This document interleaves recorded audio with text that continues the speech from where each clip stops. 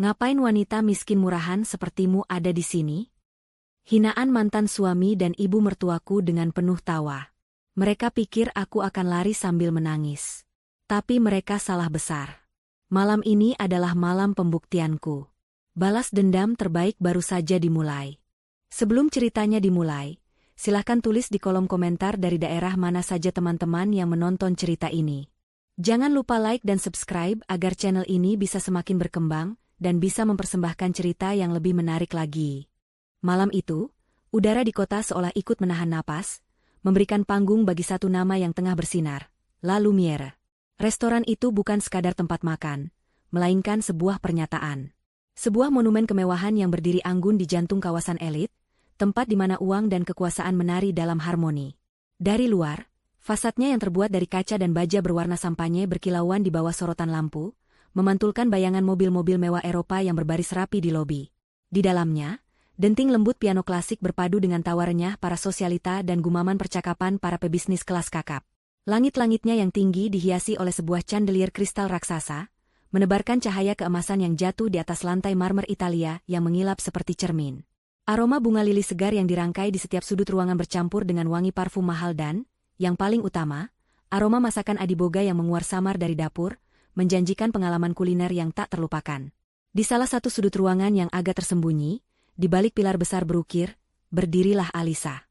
Ia mengenakan gaun sutra berwarna biru malam yang sederhana namun, memancarkan keanggunan yang tak terbantahkan. Rambutnya yang hitam legam disanggul rapi, memperlihatkan leher jenjangnya. Ia tidak memakai banyak perhiasan, hanya sepasang anting berlian kecil yang berkilau setiap kali ia bergerak. Dari tempatnya berdiri, ia bisa melihat semuanya. Ia melihat kepuasan di wajah para tamu, saat mereka mencicipi hidangan pembuka yang disajikan oleh para pelayan berseragam impeccably. Ia mendengar bisikan kekaguman mereka terhadap desain interior yang ia konsepkan sendiri, hingga detail terkecil. Hatinya membengkak oleh perasaan bangga yang hangat. Inilah buah dari keringatnya, air matanya, dan malam-malam tanpa tidurnya selama bertahun-tahun. La Lumière adalah mahakaryanya, bukti nyata bahwa ia telah bangkit dari abu masa lalunya. Senyum tipis terukir di bibirnya. Ia menyesap sedikit air mineral dari gelas kristal di tangannya. Matanya terus mengawasi setiap detail operasional malam itu. Semua berjalan sempurna, persis seperti yang ia rencanakan. Namun, ketenangan itu tiba-tiba pecah seperti kaca yang dihantam batu. Dari arah pintu utama, masuk tiga sosok yang membuat darah Alisa terasa mendingin seketika. Hasan, mantan suaminya, berjalan dengan dada membusung, mengenakan setelan jas mahal yang seolah berteriak memamerkan statusnya. Di lengannya, bergantung Fania, istri barunya, yang berbalut gaun merah menyala dengan perhiasan yang gemerlap berlebihan. Dan di samping mereka, berjalan dengan dagu terangkat angkuh, adalah Ibu Mayang, mantan ibu mertuanya, wanita yang menjadi sumber dari banyak luka di hatinya. Kehadiran mereka seperti noda hitam di atas kanvas putih yang sempurna. Alisa bisa merasakan detak jantungnya sedikit bertambah cepat, bukan karena takut, melainkan karena campuran antara keterkejutan dan amarah dingin yang mulai merayap naik. Ia tidak mengundang mereka. Kehadiran mereka di sini adalah sebuah intrusi, sebuah pelanggaran di tanah kemenangannya. Ia mencoba untuk tetap tenang, berharap mereka tidak menyadari keberadaannya di tengah keramaian. Namun, takdir sepertinya punya rencana lain. Mata tajam Hasan yang sedang memindai ruangan, mencari-cari wajah penting yang bisa ia sapa, akhirnya berhenti dan terkunci pada sosok Alisa. Untuk sesaat, Hasan tampak membeku. Alisnya bertaut, seolah tidak percaya dengan apa yang dilihatnya. Kemudian, ekspresi kebingungan itu berubah menjadi seringai jijik yang begitu dikenal Alisa. Tanpa mempedulikan etika atau suasana pesta yang terhormat, suaranya yang keras dan kasar menggema di seluruh ruangan, membelah alunan musik piano. "Hei, ngapain wanita miskin murahan sepertimu ada di sini?" Seketika, seluruh percakapan berhenti. Semua mata, yang tadinya dipenuhi kekaguman, kini beralih ke arah sumber keributan. Para tamu saling berpandangan, berbisik-bisik. Siapa wanita itu? Dan siapa pria yang baru saja menghinanya di depan umum? Alisa merasakan ratusan pasang mata menusuknya, namun ia tetap berdiri tegak. Ia tidak akan memberi mereka kepuasan dengan menunduk atau lari. Ibu Mayang, melihat kesempatan untuk menambah penghinaan, berjalan mendekat bersama Fania. Wajahnya dipenuhi kepuasan melihat Alisa menjadi pusat perhatian yang memalukan. Ia mendekatkan bibirnya ke telinga Alisa, namun suaranya cukup keras untuk didengar oleh orang-orang di sekitar mereka. "Dengar, ya. Kamu itu wanita kampung. Tempatmu bukan di sini, di antara orang-orang terhormat. Tempatmu itu di belakang. Sana cuci piring. Bisiknya tajam, diakhiri dengan tawa kecil yang meremehkan. Fania, yang berdiri di belakangnya, ikut tertawa, menutupi mulutnya dengan jemari lentik yang dipenuhi cincin berlian, seolah sedang menonton pertunjukan komedi yang paling lucu. Hinaan itu, yang dulu mungkin akan membuatnya hancur dan menangis, kini terasa seperti angin sepeu-sepau. Alisa mengangkat wajahnya, menatap langsung ke mata Ibu Mayang, lalu beralih ke Hasan. Ia tidak marah, tidak berteriak, tidak membela diri. Sebaliknya, sebuah senyum tipis yang penuh misteri terukir di bibirnya. Senyum yang tidak menunjukkan rasa sakit, melainkan kemenangan yang tertunda. Senyum itulah yang membuat mereka bertiga bingung. Mereka mengharapkan air mata, kemarahan, atau rasa malu. Bukan ketenangan yang dingin dan senyum yang seolah berkata, kalian salah besar. Saat suasana tegang itu mencapai puncaknya, saat semua orang menunggu apa yang akan terjadi selanjutnya, sebuah suara yang hangat dan profesional terdengar dari pengeras suara. Pembawa acara telah naik ke atas panggung kecil di ujung ruangan. Selamat malam, para hadirin yang terhormat. Terima kasih telah bergabung bersama kami di malam peresmian La Lumière. Malam ini, kita merayakan sebuah mimpi yang menjadi kenyataan. Sebuah visi kuliner yang luar biasa. Pembawa acara itu tersenyum ke arah penonton, lalu melanjutkan dengan suara yang lebih lantang, penuh semangat. Dan sekarang, tanpa menunggu lebih lama lagi, mari kita sambut dengan tepuk tangan yang paling meriah, wanita hebat di balik semua ini. Pemilik, konseptor, sekaligus chef jenius di balik La Lumière. Hasan, Ibu Mayang, dan Fania masih menatap Alisa dengan pandangan merendahkan, menunggu petugas keamanan datang dan menyeretnya keluar. Mereka sama sekali tidak memperhatikan pidato pembawa acara. Namun, saat nama yang keluar dari bibir pembawa acara itu bukanlah nama asing, dunia mereka serasa berhenti berputar. Wanita inspiratif, Alisa Kirana. Untuk beberapa detik, ruangan itu hening. Kemudian, tepuk tangan meriah membahana, mengisi setiap sudut restoran. Semua mata kini tertuju pada Alisa, bukan lagi dengan tatapan menghakimi, melainkan dengan kekaguman. Di tengah gemuruh tepuk tangan itu, Alisa melihat wajah Hasan yang berubah dari merah, karena marah menjadi pucat pasi karena syok. Ia melihat mata Ibu Mayang yang terbelalak tak percaya, dan senyum puas di wajah Fania yang luntur digantikan oleh ekspresi kebingungan total. Senyum di bibir Alisa sedikit melebar. Inilah momen yang ia tunggu. Babak pertama dari pembalasannya baru saja dimulai. Cahaya sorot dari panggung terasa hangat di wajah Alisa, namun tatapannya menembus kerumunan tamu, melewati puluhan wajah yang mengaguminya, dan mendarat pada tiga sosok yang kini membeku seperti patung es. Wajah pucat Hasan, mata terbelalak Ibu Mayang, dan mulut Fania yang setengah terbuka. Melihat mereka, sebuah pintu di benak Alisa terbuka, menyeretnya kembali ke dalam lorong waktu yang gelap dan menyakitkan. Gemuruh tepuk tangan di sekelilingnya perlahan meredup, digantikan oleh gema suara-suara dari masa lalu. Suara hinaan, suara tangisan, dan suara pintu yang dibanting di depan wajahnya. Pernikahannya dengan Hasan dulunya adalah sebuah dongeng yang membuat iri banyak orang. Alisa, seorang gadis sederhana dengan bakat memasak yang luar biasa, dipersunting oleh Hasan, putra tunggal dari keluarga pengusaha terpandang. Awalnya, semua terasa indah. Hasan bisa menjadi pria yang menawan jika ia mau. Namun, pesona itu hanyalah lapisan tipis yang menutupi sifat aslinya yang arogan dan lemah. Dan di balik Hasan, ada Ibu Mayang, sang ratu yang memegang kendali penuh atas putra satu-satunya. Bagi Ibu Mayang, Alisa tidak akan pernah cukup baik. Ia hanyalah menantu dari kalangan biasa yang dianggap sebagai aib bagi citra keluarga mereka yang terhormat. Penghinaan itu tidak datang dalam bentuk teriakan atau tamparan pada awalnya. Ia datang dalam bentuk sindiran-sindiran halus yang menusuk seperti ribuan jarum kecil. Saat Alisa memasak rendang, hidangan istimewa warisan neneknya yang selalu dipuji oleh semua orang, Ibu Mayang akan mencicipinya dengan ujung sendok, lalu meletakkannya kembali dengan ekspresi jijik. Makanan kampung seperti ini tidak pantas disajikan di meja makanku. Penuh santan, berminyak, tidak berkelas, katanya di depan para asisten rumah tangga, membuat wajah Alisa memerah karena malu. Hasan, yang duduk di sebelahnya, hanya diam. Ia tidak pernah membela Alisa. Baginya, perkataan ibunya adalah hukum mutlak. Setiap hari adalah ujian bagi Alisa. Pakaian yang ia kenakan selalu salah di mata Ibu Mayang. Kenapa kamu tidak belajar dari Fania? Lihat dia, selalu modis dan tahu cara membawa diri, ujar Ibu Mayang suatu kali, membandingkannya dengan Fania yang saat itu masih berstatus sebagai teman dekat keluarga. Cara Alisa berbicara, cara ia tertawa, bahkan cara ia mengatur bunga di vas, semuanya menjadi bahan kritikan. Ia merasa seperti seorang tahanan yang setiap gerak-geriknya diawasi dan dinilai. Perlahan tapi pasti, kepercayaan dirinya terkikis habis, digantikan oleh rasa cemas dan takut berbuat salah. Ia mencoba berbicara pada Hasan, mencari perlindungan pada suaminya, namun yang ia dapatkan hanyalah jawaban dingin. Ibu hanya ingin yang terbaik untukmu. Kenapa kamu begitu sensitif? Atau, jangan membuat masalah sepele jadi besar, Alisa. Aku lelah bekerja. Puncak dari segala penderitaan itu terjadi pada suatu malam yang basah oleh hujan. Hasan sudah beberapa minggu sering pulang larut malam dengan alasan rapat penting. Alisa, meskipun curiga, mencoba untuk tetap percaya pada suaminya. Malam itu, ia tidak bisa tidur.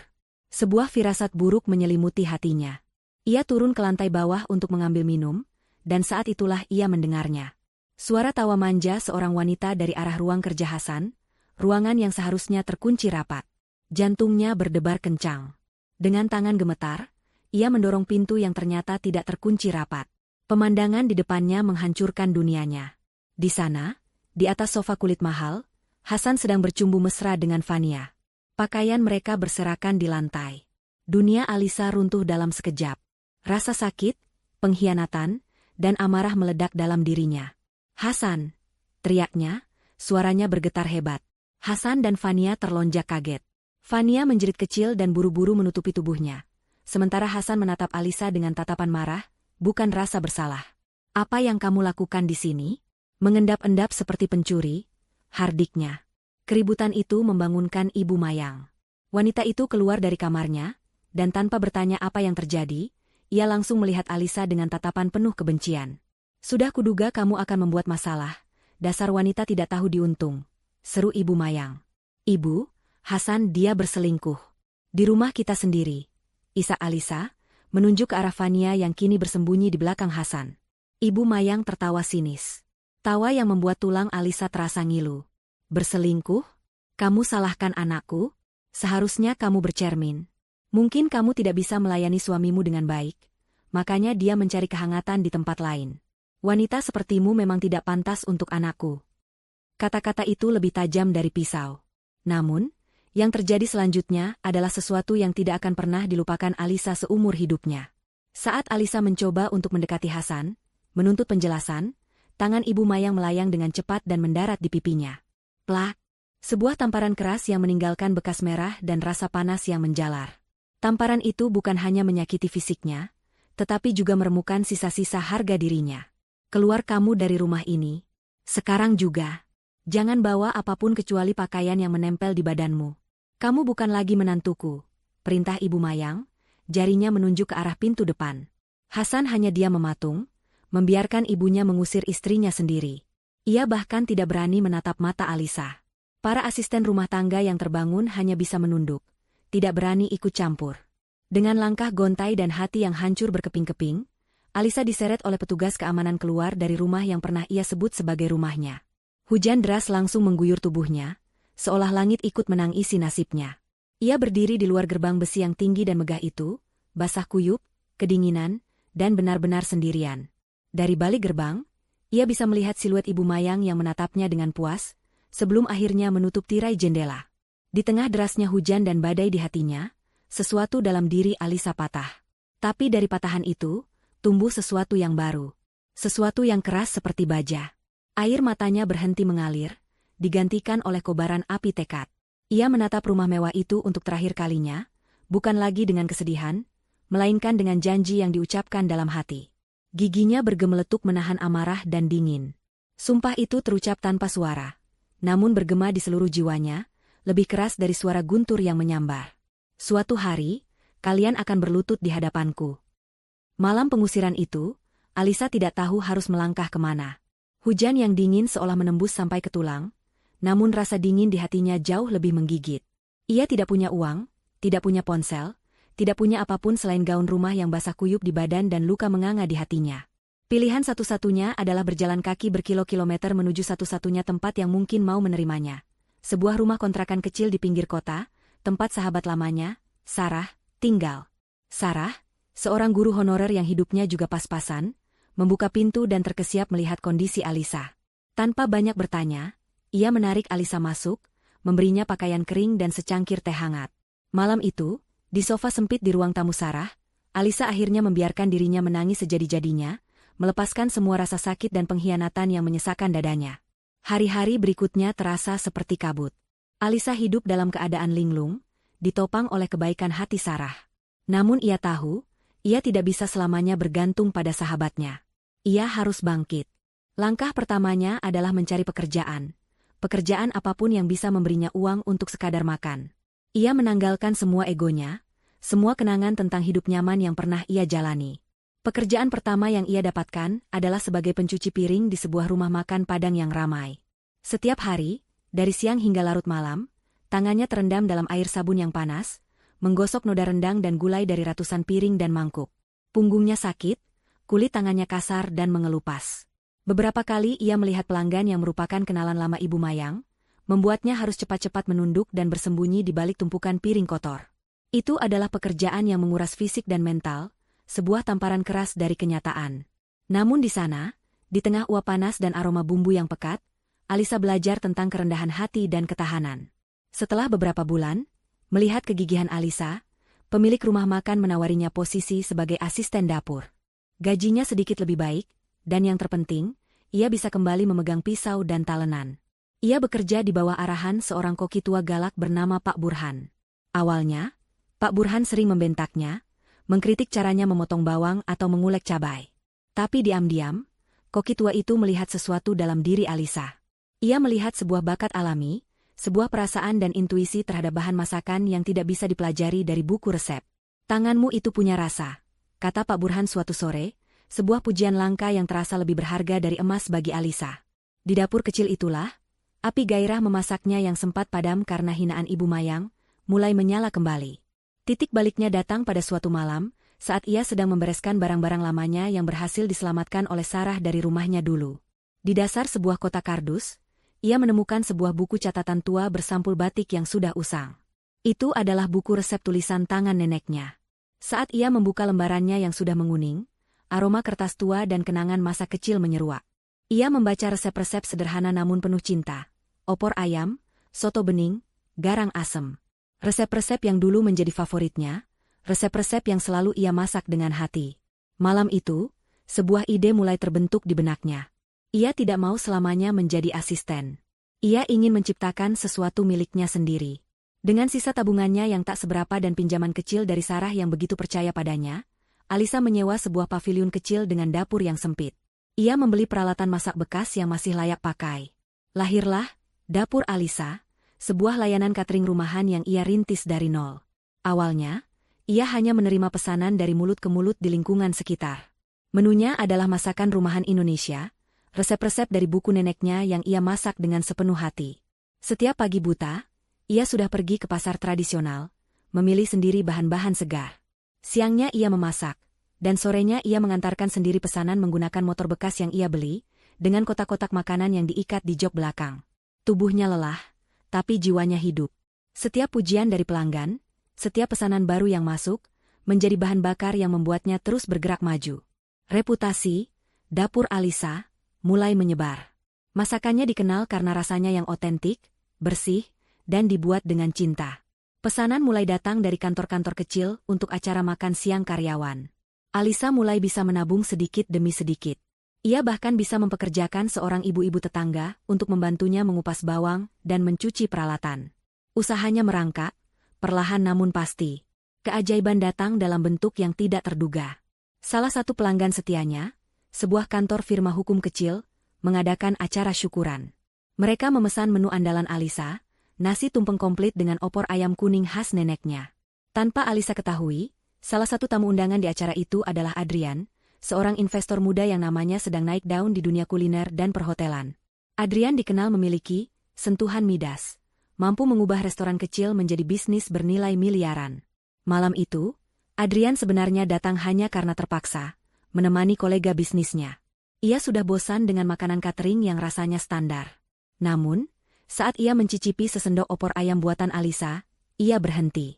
Sendok kedua, ia memejamkan mata. Rasa itu, kuahnya yang gurih namun ringan, aroma rempah yang seimbang, dan daging ayam kampung yang empuk. Rasa itu membawanya kembali ke masa kecil, ke dapur neneknya. Itu adalah rasa masakan yang jujur, yang dimasak dengan jiwa. "Siapa yang memasak ini?" tanya Adrian pada tuan rumah. Keesokan harinya, Alisa menerima sebuah telepon dari nomor tak dikenal.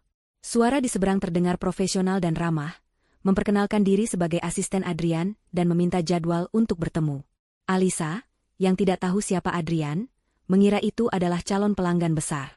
Ia datang ke kantor Adrian yang megah di pusat kota dengan perasaan gugup, membawa beberapa contoh masakan terbaiknya. Adrian menyambutnya dengan senyum hangat. Ia jauh dari bayangan Alisa tentang seorang investor besar yang angkuh.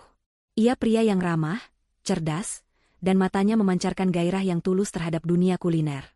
"Ibu Alisa," katanya setelah mencicipi masakan yang dibawa, "makanan Anda ini punya cerita. Saya tidak hanya merasakan bumbu, saya merasakan sebuah perjalanan di dalamnya. Ini terlalu berharga untuk disajikan hanya dalam kotak kardus." Adrian kemudian memaparkan visinya. Ia tidak ingin berinvestasi untuk memperbesar skala catering Alisa. Ia ingin membangun sebuah panggung yang layak untuk bakat Alisa. Sebuah restoran mewah, di mana masakan Indonesia bisa naik kelas, disajikan dengan teknik modern dan presentasi yang elegan, tanpa kehilangan jiwa otentiknya. Sebuah tempat yang akan menjadi destinasi kuliner terbaik di kota. "Saya tidak membeli bisnis Anda, saya ingin menjadi mitra Anda. Saya urus bisnisnya, Anda ciptakan keajaibannya di dapur," kata Adrian. Tawaran itu terasa seperti mimpi. Alisa, yang terbiasa berjuang untuk setiap rupiah, kini dihadapkan pada sebuah kesempatan emas yang bisa mengubah hidupnya 180 derajat. Tentu ada rasa takut dan ragu. Bisakah ia, seorang wanita yang pernah dihina sebagai pemasak makanan kampung, memimpin dapur sebuah restoran mewah? Namun, saat ia menatap mata Adrian yang penuh keyakinan, dan saat ia teringat sumpahnya di tengah hujan malam itu, semua keraguan sirna. Ia menerima tawaran itu. Proyek La Lumière pun dimulai. Perjalanan dari abu kegagalan kini telah membawanya ke gerbang kemuliaan. Gemuruh tepuk tangan terdengar seperti ombak yang mengangkat Alisa, membawanya melangkah dari sudut ruangan menuju panggung kecil yang bermandikan cahaya. Setiap langkah yang ia ambil di atas lantai marmer yang dingin terasa mantap dan penuh kuasa. Kilatan blitz dari kamera para jurnalis menyambutnya. Namun matanya tidak silau. Fokusnya tetap terkunci pada satu titik. 3 wajah di tengah kerumunan yang kini menatapnya dengan horor yang tak terselubung. Wajah Hasan pucat seperti kertas, seolah semua darah telah surut dari mukanya. Rahangnya mengeras, sebuah topeng rapuh yang berusaha menyembunyikan keterkejutan dan rasa malu yang luar biasa. Di sebelahnya, Ibu Mayang tampak seperti baru saja melihat hantu. Matanya yang biasanya tajam dan penuh perhitungan, kini kosong dan liar. Mulutnya sedikit terbuka, napasnya tertahan. Sementara Fania, sang sosialita yang selalu sempurna, kini tampak berantakan. Riasannya seolah tak mampu menutupi kepanikan yang terpancar dari matanya yang terus melirik ke sekeliling, seolah mencari jalan keluar dari mimpi buruk ini. Alisa menerima mikrofon yang disodorkan oleh pembawa acara. Ia memegangnya dengan jemari yang tenang. Ia menarik napas dalam-dalam, bukan karena gugup, tapi untuk menikmati momen itu. Aroma kemenangan terasa manis. Ia tersenyum tulus kepada para tamu yang masih bertepuk tangan. "Selamat malam semuanya," sapanya, suaranya jernih dan tenang, mengisi seluruh ruangan. "Terima kasih banyak atas kehadiran Anda semua di malam yang sangat istimewa ini. Melihat Anda semua di sini, di La Lumière, adalah sebuah mimpi yang menjadi kenyataan bagi saya." Ia berhenti sejenak, membiarkan matanya menyapu seluruh ruangan, sebelum akhirnya berhenti lagi pada trio yang masih membeku itu. "Banyak yang bertanya kepada saya, apa inspirasi di balik restoran ini? Apa yang mendorong saya untuk membangun tempat ini?" Alisa tersenyum lagi, senyum yang sama misteriusnya seperti saat ia dihina beberapa menit yang lalu. "Inspirasi terbesar saya," lanjutnya, dengan penekanan pada setiap kata, "datang dari masa lalu. Inspirasi saya adalah sebuah pembuktian. Pembuktian bahwa setiap orang berhak mendapatkan kesempatan kedua, terutama mereka yang pernah diremehkan dan dibuang." Hasan tersentak mendengar kata, "dibuang." Ibu Mayang tanpa sadar mundur selangkah, seolah kata-kata itu adalah pukulan fisik. Alisa melanjutkan, nadanya masih ringan dan inspiratif bagi penonton umum, namun terdengar seperti lonceng kematian bagi mantan keluarganya. "Saya belajar sebuah pelajaran yang sangat berharga dalam perjalanan saya. Saya belajar bahwa bahan-bahan masakan yang oleh sebagian orang mungkin dianggap kampung atau tidak berkelas," katanya, matanya menatap lurus ke arah Ibu Mayang, justru bisa diolah menjadi hidangan yang paling mewah dan dicari, jika berada di tangan yang tepat dan diolah dengan sepenuh hati. Beberapa tamu mengangguk setuju, mengira itu adalah filosofi kuliner yang indah. Tapi Ibu Mayang mendengarnya sebagai gema dari hinaannya sendiri. Wajahnya semakin pucat. Saya juga belajar, Alisa melanjutkan, kini mengalihkan tatapannya pada Hasan, bahwa nilai seseorang tidak ditentukan oleh dari mana ia berasal, atau seberapa banyak harta yang ia miliki saat itu. Nilai sejati datang dari ketahanan, dari kemampuan untuk bangkit kembali setelah jatuh terpuruk. Saya percaya, apa yang dianggap sebagai sampah di mata seseorang, sesungguhnya bisa menjadi harta karun yang tak ternilai bagi orang lain. Kata sampah diucapkan dengan jelas dan tajam. Fania, yang berdiri di samping Hasan, kini mulai mengerti. Ini bukan pidato biasa. Ini adalah sebuah deklarasi perang yang elegan. Ia menarik-narik lengan baju Hasan, berbisik panik, kita harus pergi dari sini. Tapi Hasan tidak bergerak. Kakinya seolah terpaku di lantai, terhipnotis oleh setiap kata yang keluar dari bibir wanita yang pernah ia sia-siakan itu. Lalu Lumiere, kata Alisa, mengangkat gelasnya sedikit, adalah bukti dari filosofi itu. Tempat ini dibangun di atas fondasi rasa sakit, dipoles dengan kerja keras, dan diterangi oleh api harapan. Setiap hidangan yang tersaji di sini bukan hanya sekadar makanan, tapi juga sebuah cerita tentang transformasi. Tentang mengubah kepahitan menjadi cita rasa yang indah. Ia mengakhiri bagian inspiratifnya dengan senyum lebar. Para tamu kembali memberikan tepuk tangan, terpesona oleh kisah di balik restoran mewah itu. Mereka melihatnya sebagai sosok wanita yang kuat dan inspiratif. Mereka tidak tahu, pedang paling tajam dari pidato itu baru akan dihunuskan. Saat tepuk tangan mulai mereda, senyum di wajah Alisa sedikit memudar, digantikan oleh ekspresi yang lebih serius dan berwibawa. Auranya berubah. Ia bukan lagi seorang pencerita yang hangat, melainkan seorang pemilik yang memegang kendali penuh. Terima kasih.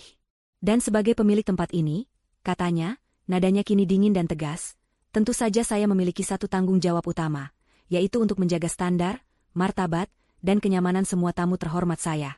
Saya berhak untuk memastikan bahwa atmosfer di restoran ini tetap eksklusif, dan hanya diisi oleh pribadi-pribadi yang berkelas.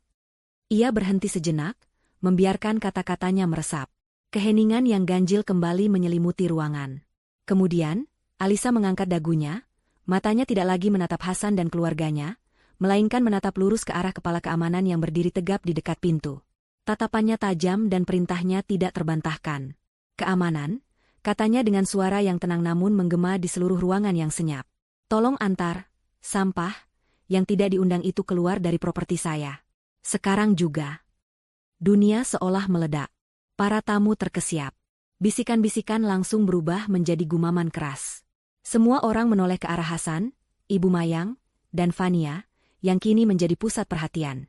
Kata sampah yang diulang kembali, kali ini sebagai sebuah perintah langsung, adalah penghinaan pamungkas. Itu adalah karma yang disajikan dengan dingin di tengah pesta paling mewah di kota. Kepala keamanan dan dua anak buahnya yang berbadan tegap langsung bergerak cepat, berjalan tanpa ragu menuju trio yang kini berdiri gemetar, dipermalukan di hadapan semua orang. Pintu menuju neraka baru saja terbuka untuk mereka. Perintah Alisa yang dingin dan tajam menggantung di udara selama beberapa detik yang terasa seperti selamanya. Keheningan yang tadinya syok kini pecah menjadi gelombang bisikan yang menyebar seperti api. Para tamu, yang terdiri dari kaum elit kota, bertukar pandang tak percaya. Mereka adalah penonton di sebuah drama tak terduga yang jauh lebih menarik daripada opera manapun. Puluhan ponsel pintar terangkat secara serentak, layarnya yang menyala seperti kunang-kunang di tengah cahaya keemasan restoran, siap mengabadikan setiap detik dari pemandangan yang akan menjadi buah bibir selama berbulan-bulan ke depan. Kepala keamanan, seorang pria bertubuh tinggi besar dengan setelan jas hitam dan AirPH di telinga, hanya mengangguk singkat ke arah Alisa. Ia tidak perlu bertanya dua kali. Perintah dari pemilik adalah mutlak. Bersama dua anak buahnya yang sama-sama berpostur mengintimidasi, ia mulai melangkah membelah kerumunan. Langkah mereka yang mantap dan tanpa ragu membuat para tamu menyingkir, memberikan jalan bagi mereka seolah sedang membuka jalan untuk sebuah prosesi. Prosesi pemakaman harga diri. Reaksi pertama Hasan adalah penyangkalan, yang dengan cepat berubah menjadi amarah yang meledak-ledak. Wajahnya yang pucat kini memerah padam. Apa-apaan ini? Jangan sentuh saya. Bentaknya ketika salah satu petugas keamanan berdiri di hadapannya, menghalangi pandangannya ke arah panggung. Kamu pikir saya ini siapa? Saya ini Hasan Wiryawan. Alisa, hentikan kegilaan ini, teriaknya ke arah panggung, suaranya terdengar putus asa. Alisa tidak menoleh. Ia telah berbalik dan kini berbicara dengan Adrian, mitra bisnisnya, dengan senyum tipis seolah sedang mendiskusikan cuaca. Sikapnya yang acuh tak acuh adalah tamparan yang lebih keras bagi Hasan daripada tamparan fisik manapun. Itu adalah pesan yang jelas, kamu tidak lagi penting. Kamu tidak ada artinya bagiku. Ketika petugas keamanan dengan sopan namun tegas berkata, "Maaf, Pak. Mohon ikuti kami keluar," Hasan kehilangan kendali. Ia mendorong dada petugas itu. "Saya tidak akan pergi dari sini," geramnya. Itu adalah kesalahan fatal. Dalam sekejap, dua petugas lainnya bergerak dengan efisiensi yang terlatih. Mereka memegang kedua lengan Hasan dari belakang, menguncinya dengan sebuah gerakan cepat yang membuatnya tidak bisa berontak. Kekuatan fisik dan status sosialnya sama sekali tidak berguna di hadapan profesionalisme mereka. Ia kini tampak seperti seorang kriminal biasa yang tertangkap basah. Sementara itu, Ibu Mayang mencoba taktik yang berbeda. Kepanikannya membuatnya membuang semua keangkuhannya. Ia mencoba menerobos barisan keamanan, wajahnya memelas. "Alisa, nak, jangan lakukan ini pada ibu," ratapnya, suaranya bergetar. "Maafkan ibu, nak, ibu salah. Tolong, jangan permalukan kami seperti ini." Air mata buaya mulai membasahi pipinya yang dipenuhi riasan tebal. Beberapa tamu yang tidak tahu cerita di baliknya mungkin akan merasa iba. Tapi Alisa tahu betul sandiwara itu. Ia hanya melirik sekilas ke arah Ibu Mayang, tatapannya dingin seperti es, tanpa ada sedikit pun belas kasihan, sebelum kembali melanjutkan percakapannya dengan Adrian. Penolakan tanpa kata itu membuat Ibu Mayang lemas. Harapan terakhirnya pupus. Di sisi lain, Fania adalah yang paling panik. Sebagai seorang sosialita yang hidupnya bergantung pada citra, ini adalah kiamat baginya. Kilatan blitz kamera wartawan yang kini bergerak maju terasa seperti tembakan senapan. Ia mencoba menutupi wajahnya dengan tas tangan mewahnya, namun para wartawan lebih gesit. Mereka mengepungnya, mengabadikan ekspresi ketakutan dan malunya dari setiap sudut. "Fania, apa reaksimu? Kenapa kalian diusir?" Pertanyaan-pertanyaan itu menghujaninya. Ia mencoba menarik Hasan, tetapi suaminya sedang sibuk meronta dalam cengkeraman petugas. Ia sendirian, telanjang di bawah sorotan publik yang kejam. Walk of Shame, atau parade memalukan itu pun dimulai. Ketiganya digiring melintasi seluruh ruangan utama menuju pintu keluar. Ini adalah rute terpanjang yang pernah mereka lalui seumur hidup. Setiap meter terasa seperti 1 kilometer.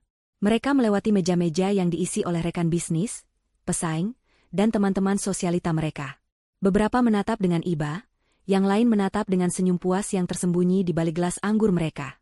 Hasan bisa melihat tatapan sinis dari rival bisnisnya, seolah berkata, "Habislah kau." Ibu Mayang bisa mendengar bisikan para wanita dari kelompok arisannya, "Sudah kuduga, keluarga itu memang bermasalah." Dan Fania, ia bisa merasakan tatapan menghakimi dari semua orang yang pernah ia pandang rendah. Suara jepretan kamera menjadi musik pengiring kehancuran mereka. Mereka tidak lagi terlihat seperti keluarga terpandang. Hasan, dengan jasnya yang kini kusut dan rambutnya yang acak-acakan karena meronta. Ibu Mayang, dengan riasannya yang luntur oleh air mata palsu, tampak tua dan menyedihkan. Dan Fania, yang berusaha menjaga keanggunannya, malah terlihat seperti seekor burung merak yang semua bulu indahnya telah dicabuti. Akhirnya, mereka sampai di pintu utama yang besar dan megah. Pintu itu terbuka, menampakkan lobi yang terang benderang dan udara malam yang dingin. Petugas keamanan tidak melepaskan mereka begitu saja. Mereka menggiring ketiganya sampai keluar dari pintu kaca, menuruni beberapa anak tangga, dan secara harfiah, mendepositkan mereka di trotoar. Cengkeraman di lengan Hasan dilepaskan dengan kasar, membuatnya sedikit terhuyung. Pintu kaca La Lumiere tertutup di belakang mereka, meredam suara pesta yang kembali berlanjut seolah tidak ada apa-apa. Di luar, mereka ditinggalkan dalam keheningan yang canggung, hanya diterangi oleh lampu jalan dan nama restoran, La Lumiere, yang bersinar terang di atas mereka, mengejek kekalahan telak mereka. Untuk sesaat, mereka hanya bisa berdiri terdiam. Napas mereka terengah-engah karena campuran amarah, syok, dan rasa malu yang luar biasa. Keheningan itu pecah oleh sebuah jeritan melengking. "Ini semua gara-gara kamu." Fania menjerit, menunjuk wajah Hasan. "Masa lalumu yang menjijikkan menghancurkan segalanya. Aku malu. Aku malu." Ia memukul-mukul dada Hasan dengan tas tangannya. "Diam kamu," balas Hasan, menepis tangan Fania dengan kasar. "Ini semua salah perempuan sialan itu." Perempuan sialan itu sekarang pemilik tempat ini. Bodoh, timpal Fania. Dan kamu malah menghinanya di depan semua orang. Otakmu di mana? Ibu Mayang, yang tadinya hanya terisak, kini ikut campur. Jaga mulutmu, Fania. Jangan menyalahkan anakku. Ini semua karena perempuan kampung itu yang tidak tahu terima kasih. Pertengkaran hebat pun meledak di trotoar itu, di depan restoran paling mewah di kota.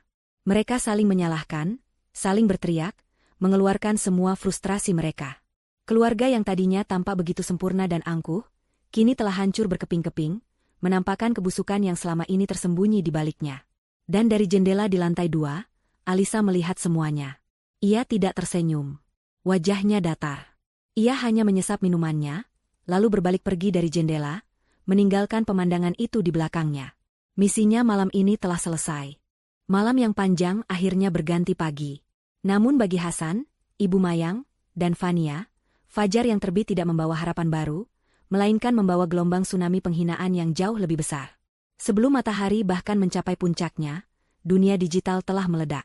Insiden di La Lumiere menjadi berita utama di setiap portal berita online, blog gosip, dan menyebar seperti virus di seluruh platform media sosial. Judul-judul berita itu terasa seperti tamparan bertubi-tubi bagi Hasan. Drama peresmian La Lumiere. Pengusaha ternama Hasan Wiryawan diusir paksa dari restoran milik mantan istri. Di bawahnya, terpampang foto dirinya yang paling memalukan, wajahnya merah padam saat dicengkeram oleh petugas keamanan. Artikel lain lebih puitis, kisah balas dendam paling elegan tahun ini, ketika wanita yang dibuang kembali sebagai ratu. Artikel itu menceritakan kisah Alisa secara singkat, melukiskannya sebagai pahlawan wanita yang bangkit dari keterpurukan, dan secara tidak langsung, menjadikan Hasan dan keluarganya sebagai penjahat dalam dongeng tersebut. Yang lebih buruk adalah video-videonya. Rekaman dari berbagai sudut, diambil oleh para tamu, telah menjadi viral. Video berdurasi 30 detik yang menunjukkan Hasan berteriak, wanita miskin murahan, telah ditonton jutaan kali. Video lain menunjukkan Ibu Mayang yang menangis memohon, dengan komentar-komentar netizen yang kejam, air mata buaya, tulis salah satunya. Karma itu nyata. Nek, tulis yang lain. Klip favorit semua orang adalah saat Fania panik mencoba menutupi wajahnya dari sorotan kamera, sebuah pemandangan yang langsung dijadikan bahan meme tak terbatas di internet. Pertengkaran mereka di trotoar, setelah diusir juga tidak luput dari rekaman seseorang dari seberang jalan. Semua keburukan mereka kini menjadi konsumsi publik. Hasan merasakan dampak pertamanya saat ia tiba di kantornya. Suasananya aneh. Para karyawan yang biasanya menyapanya dengan hormat, kini hanya menunduk dan berbisik-bisik saat ia lewat. Ia tahu apa yang mereka bicarakan. Di ruangannya, ia membanting tas kerjanya ke atas meja. Ponselnya berdering. Panggilan dari Pak Surya, seorang investor kunci untuk proyek properti terbarunya. "Selamat pagi, Pak Hasan," kata suara di seberang, nadanya lebih dingin dari biasanya. "Saya menelepon terkait proposal proyek kita. Sepertinya, kami dari pihak Dewan Direksi perlu meninjau ulang beberapa hal, terutama terkait risiko reputasi. Kita tunda dulu pertemuannya tanpa batas waktu yang ditentukan." Klik. Panggilan ditutup sebelum Hasan sempat membantah. Jantungnya mencelos. Itu baru permulaan. Tak lama kemudian, sebuah email masuk dari klien lamanya, sebuah perusahaan multinasional yang kontraknya bernilai miliaran. Isinya singkat dan jelas. Berdasarkan insiden yang baru-baru ini terjadi dan berpotensi melanggar klausul etika dalam kontrak, mereka memutuskan untuk mengakhiri kerjasama mereka, efektif segera. Keringat dingin mulai membasahi dahi Hasan. Kerajaan bisnis yang ia bangun di atas citra dan koneksi, kini mulai retak fondasinya. Di rumahnya yang mewah, Ibu Mayang mengalami jenis nerakanya sendiri. Teleponnya yang biasanya tidak pernah berhenti berdering, kini sunyi senyap. Ia membuka grup WhatsApp arisan elitnya, Ladies Club Permata, dan mendapati bahwa ia tidak bisa lagi mengirim pesan. Sebuah notifikasi singkat memberitahunya, "Anda telah dikeluarkan dari grup." Ia mencoba menelepon ketua arisan, sahabatnya sejak puluhan tahun, namun panggilannya langsung ditolak. Ia telah menjadi paria. Dikutuk dalam diam oleh lingkaran sosial yang dulu memujanya. Tidak ada lagi undangan pesta, tidak ada lagi sesi minum teh, tidak ada lagi tempat untuk memamerkan perhiasan barunya. Dunianya yang gemerlap telah direnggut darinya, menyisakannya sendirian dalam keheningan rumahnya yang besar dan kosong. Fania juga merasakan dunianya runtuh. Instagramnya, yang dulu dipenuhi komentar pujian, kini dibanjiri oleh hujatan dan emoji ular. Butik-butik langganannya tiba-tiba memberitahu bahwa gaun yang ia pesan habis terjual. Teman-teman sosialitanya tidak lagi membalas pesannya. Pernikahannya dengan Hasan, yang ia anggap sebagai tiket menuju puncak kehidupan sosial, kini menjadi pemberat yang menyeretnya ke dasar lautan hina. Pertengkarannya dengan Hasan semakin menjadi-jadi. "Ini semua salahmu," jeritnya setiap hari, yang dibalas dengan bantingan pintu oleh Hasan. Rumah tangga mereka yang dibangun di atas kepalsuan dan status, kini hanya diisi oleh racun kebencian dan saling menyalahkan. Menjelang akhir minggu yang terasa seperti sebulan itu, pukulan yang paling telak pun tiba. Telepon di ruang kerja Hasan berdering. Itu adalah panggilan dari manajer bank tempat ia mengajukan pinjaman besar untuk proyek ekspansi perusahaannya, proyek yang menjadi pertaruhan masa depannya. "Selamat siang, Pak Hasan," kata manajer itu dengan nada formal yang kaku. "Siang, Pak Rian. Bagaimana? Sudah ada kabar baik?" tanya Hasan, berusaha terdengar normal. Ada jeda sejenak di ujung telepon, sebelum suara itu melanjutkan. "Mohon maaf, Pak Hasan. Setelah melakukan evaluasi akhir dan mempertimbangkan perkembangan situasi yang baru-baru ini terjadi di ruang publik, Dewan Komite Kredit dengan berat hati memutuskan untuk menolak pengajuan pinjaman Anda." Hasan merasa seolah lantai di bawah kakinya hilang. "Apa? Tapi, semua dokumen sudah lengkap. Proyek ini pasti untung." Kebijakan bank sangat ketat terkait profil risiko debitur, Pak. Dan insiden publik tersebut telah menciptakan ketidakpastian yang signifikan terhadap stabilitas citra dan bisnis Bapak ke depannya. Keputusan ini sudah final. Maaf, saya tidak bisa membantu lebih jauh. Gagang telepon terasa dingin di tangan Hasan saat ia meletakkannya kembali. Ini bukan lagi sekadar rasa malu. Ini adalah kehancuran. Tanpa dana segar dari pinjaman itu, proyeknya akan mati. Perusahaannya akan terancam bangkrut. Karma yang disajikan oleh Alisa malam itu ternyata hanyalah hidangan pembuka. Hidangan utamanya adalah kehancuran total yang kini menatapnya lurus di depan mata. Bulan-bulan berlalu sejak malam peresmian yang dramatis itu. Musim berganti, dan bersamaan dengan itu, takdir Alisa berubah secara fundamental. La Lumiere tidak hanya sukses, ia menjadi sebuah fenomena. Setiap malam, restoran itu berdengung dengan kehidupan. Suara tawa, denting gelas anggur, dan bisikan percakapan menciptakan sebuah simfoni kemakmuran. Mendapatkan reservasi di sana menjadi sebuah simbol status baru di kalangan elit kota, daftar tunggunya membentang hingga 3 bulan ke depan. Para kritikus kuliner seolah berlomba-lomba menulis ulasan puitis tentang hidangan-hidangan Alisa. Mereka memuji bagaimana ia berhasil mengangkat masakan tradisional Indonesia ke tingkat haute cuisine, dengan presentasi yang artistik dan cita rasa yang tetap otentik dan berjiwa.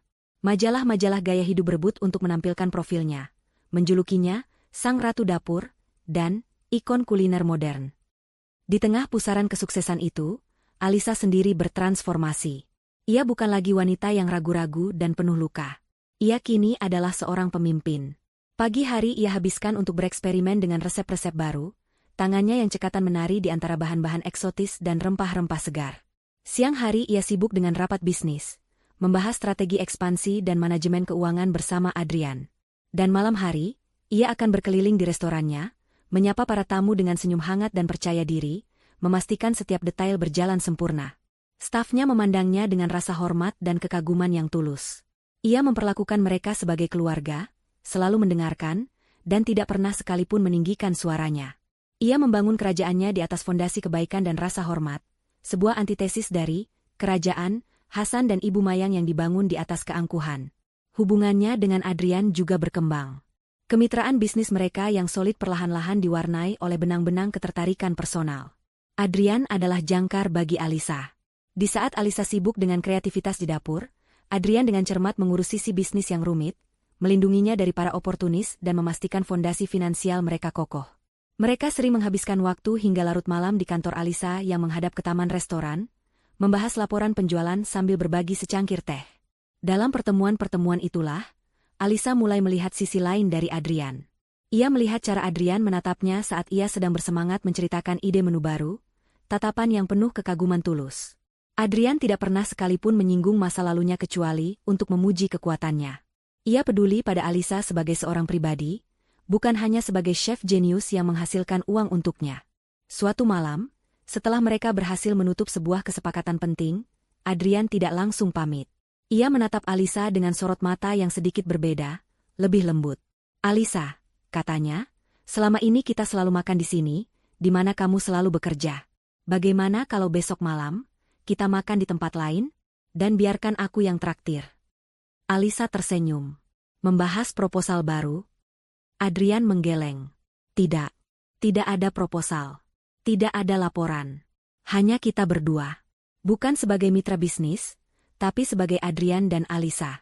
Anggap saja sebuah perayaan kecil. Permintaan itu sederhana, namun berhasil membuat jantung Alisa berdebar sedikit lebih kencang. Ia setuju. Keesokan malamnya, Adrian menjemputnya. Ia tidak membawanya ke restoran mewah lain yang mungkin akan membuat mereka menjadi sorotan. Sebaliknya, ia membawanya ke sebuah restoran Italia kecil yang tersembunyi di sudut kota. Tempatnya nyaman, makanannya lezat, dan suasananya intim. Malam itu terasa ajaib bagi Alisa. Untuk pertama kalinya setelah sekian lama, ia bisa benar-benar bersantai. Ia tidak perlu khawatir tentang suhu oven atau keluhan tamu. Ia hanya menjadi dirinya sendiri. Mereka berbicara tentang segala hal, dari film favorit, kenangan masa kecil, hingga mimpi-mimpi mereka di masa depan. Alisa menemukan dirinya tertawa lepas, tawa renyah yang pernah ia pikir telah hilang selamanya, terkubur di bawah puing-puing pernikahannya. Adrian adalah pendengar yang baik. Ia mendengarkan cerita Alisa dengan penuh perhatian. Matanya tidak pernah lepas dari wajah Alisa, membuatnya merasa dilihat, didengar, dan dihargai. Kamu tahu, kata Adrian di tengah-tengah makan malam mereka, hal yang paling aku kagumi darimu bukanlah bakat memasakmu, meskipun itu luar biasa. Tapi kekuatanmu. Kamu melewati neraka dan keluar dari sisi lain tidak hanya dengan utuh, tetapi kamu membangun surga versimu sendiri dari api neraka itu. Pujian itu menyentuh bagian terdalam dari hati Alisa. Hasan tidak pernah memujinya. Ia selalu meremehkannya. Mendengar kata-kata tulus dari Adrian, terasa seperti balsam yang menenangkan luka-luka lama yang tidak ia sadari masih ada. Saat Adrian mengantarnya pulang malam itu, ada sebuah keheningan yang nyaman di antara mereka. Di depan pintu rumah Alisa, Adrian meraih tangannya dengan lembut. Terima kasih untuk malam ini, Alisa. Aku yang seharusnya berterima kasih, balas Alisa, tersenyum. Adrian tidak langsung melepaskan tangannya. Ia menatap Alisa sejenak, dan untuk pertama kalinya, Alisa tidak merasa terancam atau cemas oleh tatapan seorang pria. Ia justru merasa aman. Ada sebuah janji kebahagiaan di sana, sebuah awal yang baru yang terbentang di hadapannya. Ia sadar, pembalasannya pada Hasan dan Ibu Mayang bukanlah puncak dari kemenangannya. Puncak kemenangannya adalah saat ini, ketika ia bisa membuka hatinya kembali untuk kebahagiaan, untuk cinta yang tulus, dan benar-benar melangkah maju meninggalkan bayang-bayang masa lalunya. Aromanya bukan lagi aroma dendam, melainkan aroma kesuksesan dan cinta yang baru bersemi. Kebahagiaan Alisa yang sedang bersemi adalah sebuah dunia yang kontras dengan neraka yang dialami oleh Hasan dan Ibu Mayang. Setiap hari, mereka semakin terperosok ke dalam jurang keputusasaan. Bisnis Hasan berada di ambang kehancuran. Tanpa pinjaman dari bank dan dengan banyaknya klien besar yang menarik diri, arus kas perusahaannya mengering. Ia terpaksa mulai menjual aset-aset pribadinya satu persatu, hanya untuk membayar gaji karyawan dan tagihan utang yang menumpuk. Mobil sportnya, koleksi jam tangan mewahnya, bahkan apartemen yang dulu ia gunakan untuk berselingkuh dengan Fania, semuanya lenyap. Fania sendiri, tidak tahan hidup dengan pria yang telah kehilangan status dan kekayaannya, akhirnya mengemasi barang-barangnya dan pergi meninggalkannya begitu saja, menyisakan secarik surat cerai yang dingin. Dalam kondisi terdesak inilah, Hasan menelan semua harga dirinya yang tersisa dan memutuskan untuk melakukan hal yang tak terpikirkan, mendatangi Alisa. Ia menunggu di area parkir lalu Lumiere pada suatu sore, berharap bisa mencegat Alisa sebelum restoran ramai. Penampilannya jauh dari citra pengusaha sukses yang dulu ia banggakan. Setelan jasnya tampak sedikit kusam, wajahnya lelah dengan lingkaran hitam di bawah mata, dan rambutnya yang biasanya tertata rapi kini sedikit berantakan. Ketika Alisa keluar dari pintu samping menuju mobilnya, Hasan segera menghampirinya. Alisa, panggilnya, suaranya serak. Alisa berhenti. Ia menatap Hasan tanpa ekspresi. Tidak ada keterkejutan, tidak ada kemarahan. Hanya ketenangan yang dingin. Ada apa, Hasan? Aku perlu bicara, katanya, tergagap. Alisa, aku minta maaf. Aku tahu aku salah besar. Aku dibutakan oleh amarah dan egoku malam itu. Seharusnya aku tidak pernah mengatakan hal-hal itu padamu. Alisa hanya menatapnya, diam, membiarkannya melanjutkan sandiwaranya. Melihat Alisa tidak merespon, Hasan mencoba taktik lain. Nostalgia. Aku tahu kamu masih peduli padaku. Ingat waktu kita pertama kali bertemu? Ingat liburan kita ke Bali? Kita pernah bahagia, Alisa. Jangan lupakan semua itu. Akhirnya, Alisa tertawa kecil. Tawa yang kering dan tanpa humor. Bahagia? Kamu menyebut hubungan itu bahagia? Hubungan di mana aku dihina setiap hari? Di mana aku tidak pernah dianggap ada? Kamu tidak datang ke sini untuk meminta maaf, Hasan. Kamu juga tidak datang karena nostalgia. Katakan saja apa maumu. Ketajaman kata-kata Alisa membuat Hasan terdiam. Ia sadar basa-basinya tidak berguna. Baiklah, katanya, suaranya kini terdengar memelas. Bisnisku hancur, Alisa. Aku butuh bantuan, pinjaman, atau mungkin kamu bisa bicara dengan relasi bisnismu, Adrian. Aku tahu dia orang penting. Sedikit bantuan saja untuk membuatku bisa berdiri lagi. Alisa menatapnya lama. Jadi, setelah semua yang kamu lakukan, setelah kamu membuangku seperti sampah, sekarang kamu datang merangka meminta bantuan dari wanita miskin murahan ini? Sungguh ironis. Ia menggelengkan kepalanya pelan. Jawabanku tidak, Hasan. Masalahmu adalah akibat dari perbuatanmu sendiri. Selesaikan sendiri. Beberapa hari kemudian, giliran Ibu Mayang yang mencoba peruntungannya. Ia memilih pendekatan yang berbeda. Ia menunggu di depan gerbang komplek perumahan Alisa pada pagi hari. Ketika mobil Alisa hendak keluar, ia berdiri di tengah jalan, memaksanya berhenti. Alisa menurunkan kaca jendelanya dengan wajah datar. Ibu Mayang langsung memasang wajah paling menyedihkan yang bisa ia buat, air mata sudah menggenang di pelupuk matanya. Alisa, nak tolong jangan tutup jendelanya. Isaknya, tangannya terkatup di depan dada. Ibu datang ke sini bukan untuk Hasan. Ibu datang untuk diri ibu sendiri. Ibu salah, nak. Ibu sudah jadi ibu mertua yang jahat. Setiap malam ibu tidak bisa tidur, teringat semua dosa ibu padamu. Ia terbatuk-batuk kecil, memegangi dadanya. Ibu sudah tua, Alisa. Mungkin umur ibu tidak lama lagi. Tolong, maafkan ibu sebelum ibu pergi. Anggap saja ini permintaan terakhir dari seorang wanita tua yang kesepian. Alisa mendengarkan seluruh drama itu tanpa menyela. Manipulasi murahan itu tidak lagi mempan padanya. Ibu sehat-sehat saja saat menamparku dulu, jawab Alisa dengan nada datar. Ibu juga tidak terlihat kesepian saat tertawa puas melihatku dihina. Air mata ibu tidak berarti apa-apa lagi untukku. Tapi ibu benar-benar menyesal, seru Ibu Mayang. Penyesalan yang sebenarnya ditunjukkan lewat perbuatan, bukan lewat air mata saat terdesak, kata Alisa. Dan sekarang, tolong menyingkir dari jalan saya. Saya ada rapat penting. Dengan itu, Alisa menutup kaca jendelanya, membunyikan klakson sekali, dan mobilnya melaju perlahan, memaksa Ibu Mayang untuk melompat ke pinggir jalan dengan kaget. Upaya putus asa terakhir datang dari Hasan lagi, seminggu setelahnya. Kali ini ia lebih nekat, berhasil menyelinap masuk ke dalam restoran pada sore hari, dan langsung menuju kantor Alisa. Alisa, tolonglah, katanya, nadanya frustrasi. Hanya kamu yang bisa menolongku. Alisa menghela napas, lelah dengan gangguan itu. Ia menekan tombol interkom di mejanya. Keamanan, tolong ke ruangan saya. Saat ia sedang menunggu keamanan, pintu kantornya terbuka. Seorang pria tegap berseragam koki putih bersih masuk. Maaf, Chef Alisa. Anda memanggil saya? Alisa tersenyum. Ah, Chef Bima. Kebetulan sekali. Bisa tolong pastikan bapak ini diantar keluar dari restoran saya? Sepertinya beliau tersesat. Hasan menoleh ke arah koki itu, siap untuk memprotes. Namun, kata-katanya tertahan di tenggorokan. Ia mengenali wajah itu. Bima. Dulu ia adalah seorang koki muda berbakat di salah satu hotel milik keluarganya. Hasan pernah memecatnya secara tidak adil hanya karena Bima tidak sengaja menyajikan hidangan yang sedikit terlalu asin untuk salah satu tamu pentingnya. Ia memecat Bima di depan seluruh staf dapur hanya untuk menunjukkan kekuasaannya. Chef Bima menatap Hasan. Tidak ada kemarahan di matanya. Hanya ada ketenangan dan senyum tipis yang penuh kemenangan. Ia tidak perlu mengatakan apapun. Kehadirannya di sana, sebagai kepala koki di restoran paling sukses di kota, sementara Hasan berdiri sebagai seorang pecundang yang memohon-mohon, adalah pembalasan yang lebih dari cukup. Mari, Pak Hasan. Saya antar ke depan, kata Chef Bima dengan suara yang sopan namun tegas. Hasan merasa seolah perutnya dipukul. Ia dikalahkan. Bukan hanya oleh Alisa, tapi oleh dunia yang seolah berkonspirasi untuk menunjukkan semua kesalahannya di masa lalu. Dengan bahu terkulai, ia berjalan keluar dari kantor itu, diantar oleh hantu dari kesombongannya sendiri. Beberapa minggu setelah pertemuan terakhir yang memalukan di restoran, Hasan menerima surat resmi yang membuatnya gemetar. Surat itu bukan dari bank atau penagih utang, melainkan dari PT Cipta Pangan Sentosa, perusahaan pemasok bahan baku utama yang menjadi satu-satunya urat nadi bagi sisa-sisa bisnisnya yang sekarat.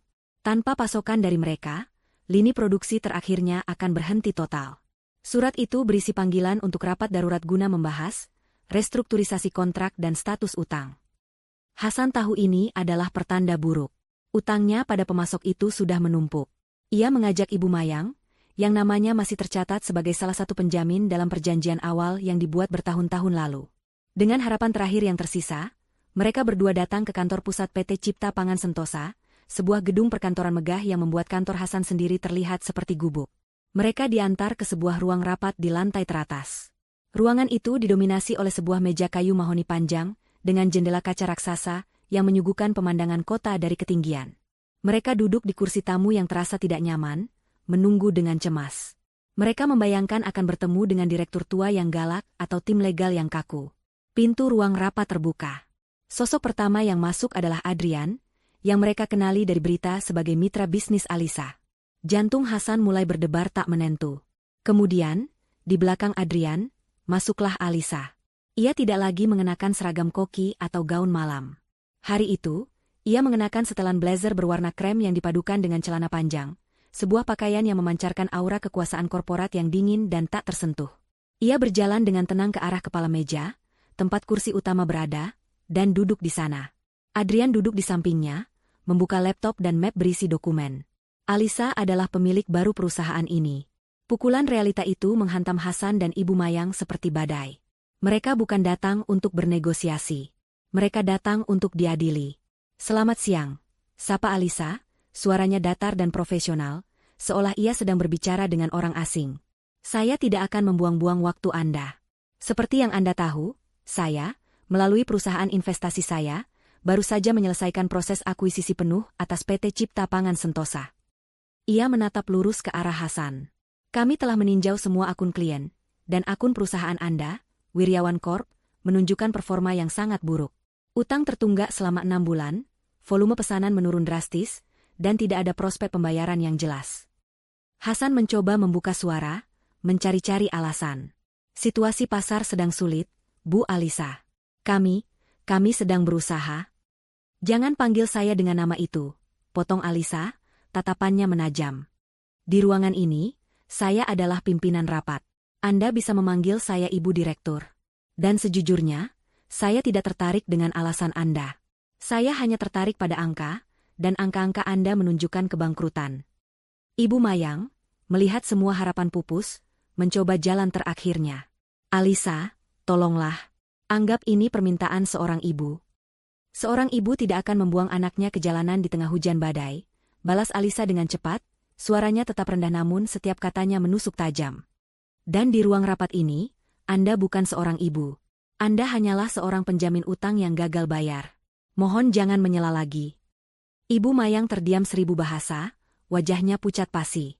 Ia belum pernah merasa begitu kecil dan tidak berdaya seumur hidupnya. Alisa kembali fokus pada dokumen di hadapannya, yang disodorkan oleh Adrian. Maka dari itu, lanjut Alisa, seolah percakapan personal tadi tidak pernah terjadi, berdasarkan klausul 72 dalam kontrak Anda, kami akan menggunakan hak kami untuk mengakhiri perjanjian kerjasama ini secara sepihak, efektif segera, karena prestasi. Semua pasokan akan dihentikan mulai hari ini. Itu adalah vonis mati bagi perusahaan Hasan. Tanpa pasokan itu, pabriknya akan berhenti beroperasi besok pagi. Ratusan pesanan akan terbengkalai. Kebangkrutan total kini bukan lagi ancaman, melainkan kepastian. Hasan hanya bisa menunduk, menatap kosong ke permukaan meja yang mengilap, bayangannya di sana tampak seperti seorang pecundang. Tidak ada lagi yang bisa ia katakan. Tidak ada lagi yang bisa ia lakukan. Rapat yang singkat dan brutal itu terasa akan berakhir. Alisa mulai membereskan kertas-kertasnya, bersiap untuk berdiri. Namun kemudian, ia berhenti sejenak, seolah baru teringat sesuatu yang sepele. Oh, satu hal lagi, katanya dengan nada ringan, hampir seperti obrolan basa-basi. Berbicara tentang aset dan likuidasi. Saya dengar dari pihak bank, sebuah properti menarik di kawasan Permata Hijau akan segera dilelang minggu depan untuk menutupi utang-utang Anda. Hati Hasan dan Ibu Mayang mencelos. Rumah itu, rumah keluarga mereka. Saksi bisu dari semua kejayaan dan keangkuhan mereka. Tempat di mana Alisa pernah melayani mereka, dan tempat di mana Alisa diusir. Alisa menatap keluar jendela, pandangannya menerawang. Rumah yang di ujung jalan itu, kan? Yang punya taman dengan pohon flamboyan besar di halamannya. Saya selalu suka taman itu. Ia kemudian kembali menatap mereka, senyum tipis tersungging di bibirnya. Hanya ingin memberitahu, agar kalian tidak perlu khawatir siapa yang akan merawatnya. Tim legal saya sudah mengurus semuanya. Penawaran saya sudah diterima oleh pihak bank. Jadi, anggap saja rumah itu sudah laku terjual. Ini adalah pukulan terakhir. Pukulan yang tidak hanya menghancurkan sisa-sisa kekayaan mereka, tetapi juga merampas simbol terakhir dari harga diri mereka. Rumah yang menjadi singgasana kekuasaan Ibu Mayang, kini akan menjadi milik Alisa. Tempat di mana Alisa pernah dihina sebagai wanita kampung, kini akan menjadi istananya. Hasan tidak sanggup lagi menahannya. Bahunya bergetar, dan sebuah isak tangis yang tertahan akhirnya lolos dari bibirnya. Ibu Mayang hanya bisa menatap Alisa dengan mata kosong. Semua energi dan semangat jahatnya telah terkuras habis, menyisakan cangkang seorang wanita tua yang kalah. Alisa berdiri dari kursinya. Ia menatap kedua orang yang telah menghancurkan masa lalunya itu untuk terakhir kali. Tatapannya bukan lagi tatapan benci, melainkan tatapan kasihan yang dingin. Dulu kalian membuangku, katanya pelan. Suaranya menjadi penutup dari semua drama di antara mereka. Lihatlah sekarang. Seluruh sisa hidup kalian yang menyedihkan bergantung pada belas kasihanku. Ia berhenti sejenak, membiarkan kata-katanya menggema di ruangan yang sunyi itu. Dan aku tidak punya belas kasihan lagi untuk kalian. Dengan itu, Alisa berbalik dan berjalan keluar dari ruang rapat, diikuti oleh Adrian. Ia tidak menoleh ke belakang. Pintu tertutup dengan suara pelan, meninggalkan Hasan dan Ibu Mayang sendirian di dalam ruangan itu, tenggelam dalam keheningan yang memekakan telinga dan puing-puing kehidupan mereka yang telah hancur total. 2 tahun kemudian, mentari pagi di awal akhir pekan menebarkan cahaya keemasan yang hangat, menyinari sebuah rumah megah yang berdiri anggun di kawasan permata hijau. Rumah itu masih sama, namun terasa berbeda. Dinding pagarnya yang dulu terkesan kaku kini dihiasi oleh tanaman rambat yang berbunga indah. Taman yang dulu rapi secara formal, kini ditata ulang menjadi lebih hidup dan alami, dengan petak-petak herbal aromatik dan bunga-bunga berwarna cerah. Pohon flamboyan besar di halamannya masih berdiri kokoh, menebarkan bayang-bayang teduh di atas rumput hijau yang terawat sempurna. Rumah itu tidak lagi memancarkan aura keangkuhan yang dingin, melainkan kehangatan dan kedamaian. Di sebuah kota kecil yang berjarak ratusan kilometer dari sana, di sebuah ruko sempit yang pengap, seorang pria parubaya dengan rambut yang mulai memutih sedang menyusun tumpukan faktur. Wajahnya tampak lelah, jauh lebih tua dari usianya. Ia adalah Hasan. Setelah perusahaannya bangkrut total, ia kehilangan segalanya. Tidak ada teman atau kolega yang mau membantunya. Ia terpaksa pindah ke kota kecil ini, bekerja sebagai staf administrasi di sebuah toko grosir kecil. Gajinya hanya cukup untuk menyewa satu kamar kos dan makan sehari-hari. Setiap hari ia berurusan dengan angka-angka kecil, sebuah ironi pahit bagi seseorang yang dulu biasa berurusan dengan angka miliaran. Arogansinya telah luntur, digantikan oleh kepasrahan yang getir. Di kamar kos yang sempit itu, Ibu Mayang menghabiskan hari-harinya. Ia tidak lagi mengenakan perhiasan atau baju sutra. Ia hanya mengenakan daster pudar. Semua kemewahan dan lingkaran sosialnya telah lenyap seperti debu. Tidak ada lagi arisan, tidak ada lagi pesta. Hari-harinya diisi dengan menonton sinetron di televisi tabung kecil, atau mengeluhkan nasibnya pada Hasan saat putranya itu pulang kerja. Ia hidup dalam penjara penyesalan dan kebosanan, sebuah hukuman yang jauh lebih menyiksa baginya daripada penjara fisik manapun. Karma telah menagih utangnya sampai lunas. Kembali ke rumah di permata hijau. Di balkon lantai 2 yang luas, Alisa berdiri sambil memegang secangkir teh melati hangat. Ia mengenakan gaun rumah yang nyaman, rambutnya dibiarkan tergerai. Ia menatap taman di bawahnya dengan senyum damai. La Lumiere telah menjadi sebuah brand kuliner yang sangat sukses. Ia baru saja membuka cabang ketiganya di Bali, dan buku resep pertamanya menjadi bestseller nasional. Ia kini bukan hanya seorang koki, tapi juga seorang pengusaha wanita yang disegani dan menjadi inspirasi bagi banyak orang. Pintu balkon bergeser terbuka. Adrian muncul, membawakan sepiring kecil kue buatannya. Ia kini adalah suami Alisa. Pernikahan mereka yang sederhana namun indah diadakan setahun yang lalu. Adrian melingkarkan lengannya di pinggang Alisa, meletakkan dagunya di bahu istrinya. Sedang memikirkan apa? Bisiknya lembut. Alisa tersenyum, menyandarkan kepalanya pada Adrian. Hanya merasa bersyukur. jawabnya. Dulu, berdiri di rumah ini terasa seperti mimpi buruk. Sekarang, rasanya seperti surga. Mereka berdiri di sana dalam diam selama beberapa saat, menikmati kehangatan mentari pagi dan kebersamaan mereka.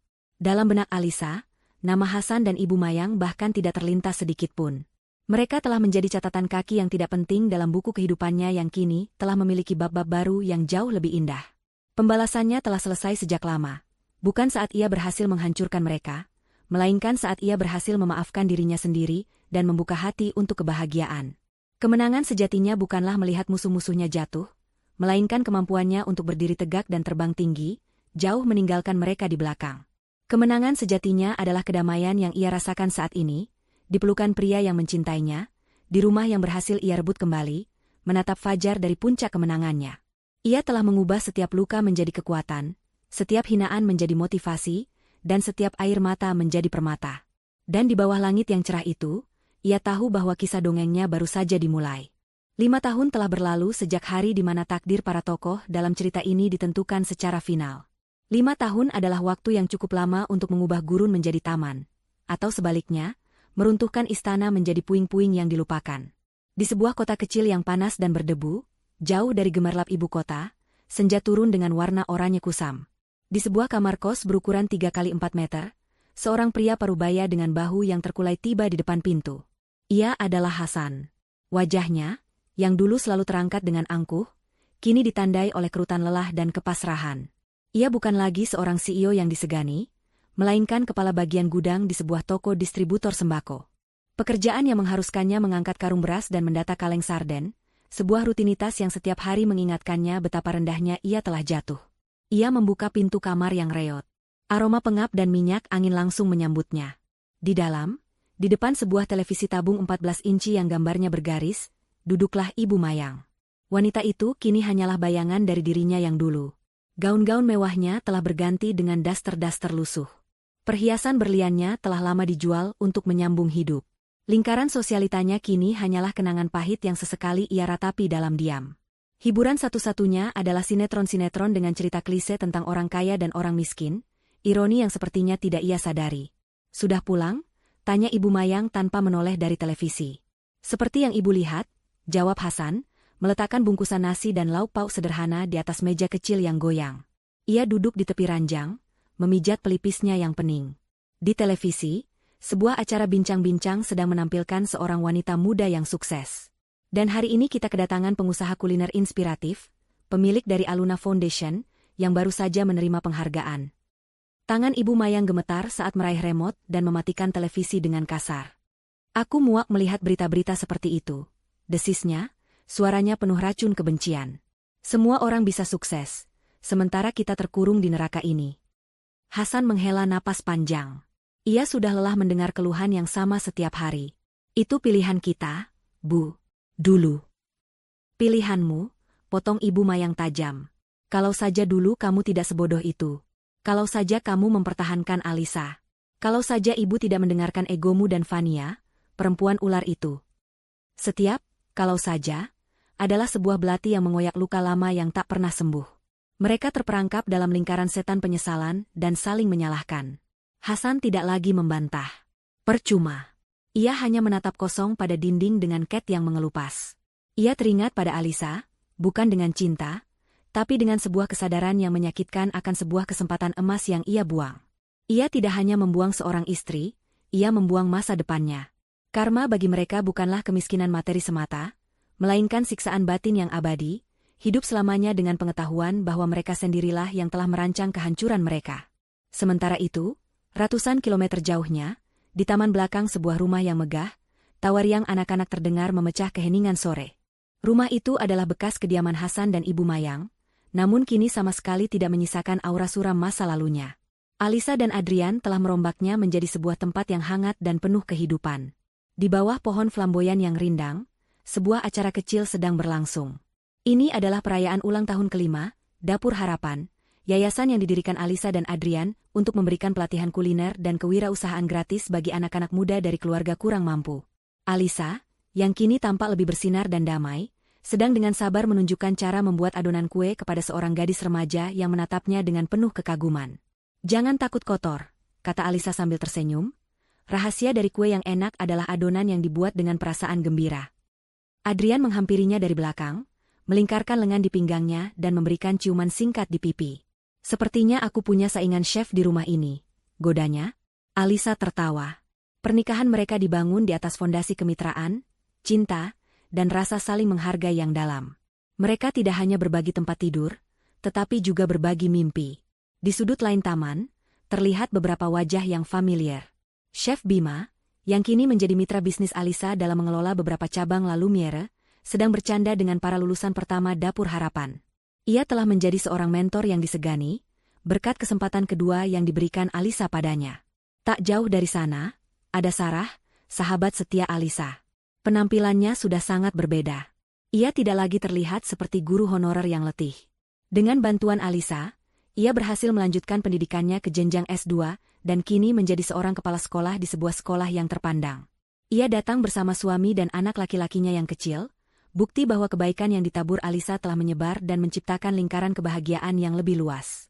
Saat matahari mulai terbenam, mewarnai langit dengan gradasi ungu dan jingga, Adrian mengajak Alisa untuk duduk di sebuah bangku yang menghadap ke seluruh taman.